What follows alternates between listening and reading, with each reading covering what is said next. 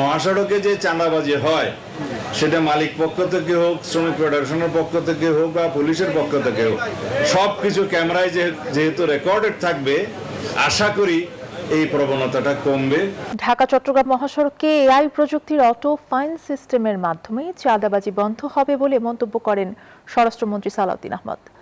বলেন, এর মাধ্যমে সামগ্রিক ট্রাফিক ব্যবস্থাপনায় একটি বৈপ্লবিক পরিবর্তন আসবে।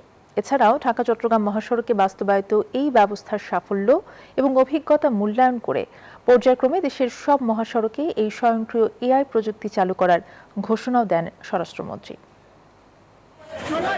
মঙ্গলবার সকালে নারায়ণগঞ্জের মেঘনাঘাটে হাইওয়ের মনিটরিং সেন্টার থেকে ঢাকা চট্টগ্রাম মহাসড়কে এআই প্রযুক্তির অটো ফাইল সিস্টেমের উদ্বোধন করেন স্বরাষ্ট্রমন্ত্রী।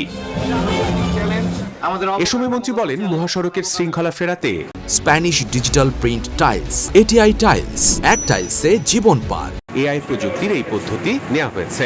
মহাসড়কে যে চাঁদাবাজি হয় সেটা মালিক পক্ষ থেকে হোক, শ্রমিক ফেডারেশনের পক্ষ থেকে হোক বা পুলিশের পক্ষ থেকে হোক, সব কিছু ক্যামেরায় যেহেতু রেকর্ডেড থাকবে, আশা করি এই প্রবণতাটা কমবে। স্বরাষ্ট্রমন্ত্রী বলেন, এই প্রযুক্তির কার্যকর সুফল বয়ে আনলে সারা দেশের সকল মহাসড়কে পর্যায়ক্রমে এই সিস্টেম চালু করা হবে। ক্যামেরা এবং এআই জেনারেটেড ফাইন সিস্টেমের আমরা ইন্ট্রোডিউস করেছি।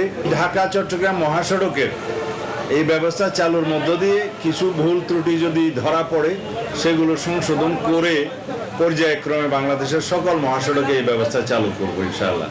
মহাসড়কে অটো ফাইল সিস্টেম চালু করায় সন্তোষ প্রকাশ করেন চালক সহ সংশ্লিষ্টরা।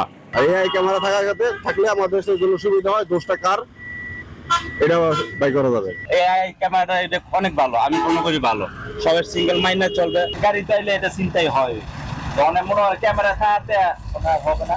অটো ফাইন সিস্টেম ক্যামেরার নজরদারিতে থাকবে যানবাহন, আর আইন লঙ্ঘন শনাক্ত হলেই স্বয়ংক্রিয়ভাবে তৈরি হবে মামলা। আজকের পর থেকে এগুলো সব ডেস্ক রিপোর্ট, নিউজ 24।